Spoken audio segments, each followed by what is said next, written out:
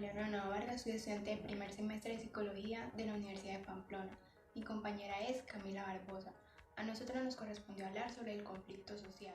El conflicto social es un proceso complejo en el que sectores de la sociedad como las empresas o el Estado perciben que sus intereses, objetivos o necesidades son contradictorios.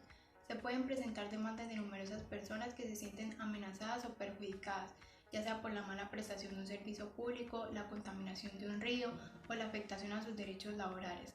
Estas personas se movilizan para buscar una explicación a lo ocurrido y encontrar una solución. Cada conflicto tiene por lo menos 3 elementos que lo conforman: los actores, los problemas y el proceso. Los actores son aquellos cuyos intereses están directamente enfrentados. Por un lado están los que realizan la demanda y por el otro están los presuntos responsables del problema. Se puede decir que también son actores los que colaboran en encontrarle una solución al problema. Los problemas se dan desde el principio porque existen perspectivas totalmente diferentes. Cada uno habla de sus intereses o creencias sin pensar en el otro. El proceso es la manera en cómo transcurre el conflicto, es decir, su dinámica. Pueden existir protestas públicas o procesos de diálogo. También puede existir un mediador o negociarse de manera directa.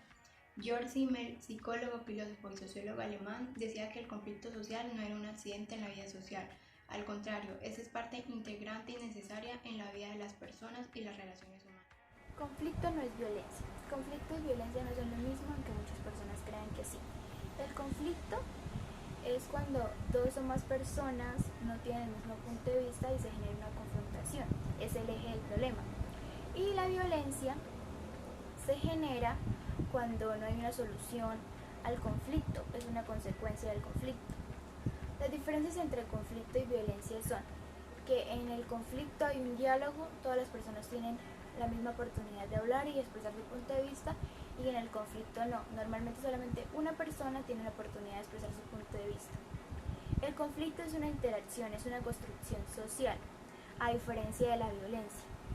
Para que exista conflicto no es necesario que haya violencia, pero para que exista violencia sí tiene que haber un conflicto. Dependen de las circunstancias de cada país o región, pero podemos destacar 3: la desigualdad, la crisis económica y la ausencia del Estado. La desigualdad que se da entre hombres y mujeres o entre personas de diferentes etnias o religiones, que pueden generar conflictos morales o conflictos de roles.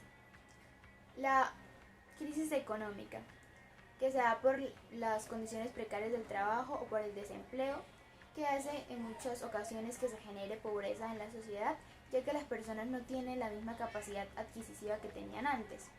Y esto puede generar conflictos de relaciones entre el Estado y el pueblo, entre los trabajadores y los dueños de las empresas. La ausencia del Estado, ya que en muchas partes del país no hay una figura presente del Estado que ayude a las personas, que les brinde servicios de salud y de educación, y esto hace que se generen conflictos. Según lo que dijo Thomas Hobbes, podemos decir que la sociedad avanza gracias a los conflictos que se presentan, ya que las personas siempre buscan masificar sus intereses, y esto inevitablemente hace que se produzcan cambios en la sociedad que pueden llegar a ser tanto negativos como positivos. Existen 2 tipos de conflicto: el conflicto funcional y el conflicto disfuncional.